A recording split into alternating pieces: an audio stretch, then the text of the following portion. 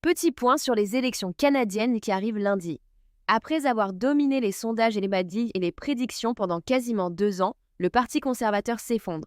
C'est la surprise totale et on annonce même un gouvernement libéral majoritaire. C'était juste impensable en février. La raison ? La guerre économique de Trump, le départ de Trudeau et le soutien des conservateurs à Trump. Voici les 3 raisons qui ont fait basculer les centristes de nouveau vers le Parti libéral. Au Canada, les conservateurs n'ont pas une base aussi solide à droite que les républicains, et donc pour être majoritaire, tu as besoin du vote du centre. Mais y a-t-il une différence finalement entre le PLC et le PCC ? Pas vraiment. Les conservateurs affichent une position anti-progressiste, et c'est le seul point avec lequel les libéraux jouent pour faire peur à la masse non politisée.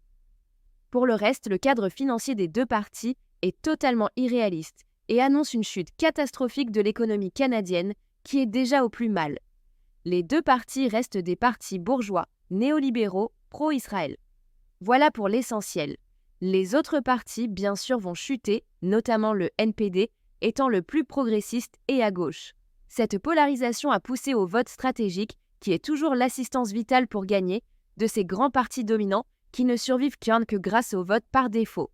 Bref, l'avenir est très sombre pour le Canada, avec une économie qui va toucher le fond, un voisin fasciste pour au moins 4 ans, et tout ça pousse la bourgeoisie canadienne à opérer un virage à droite.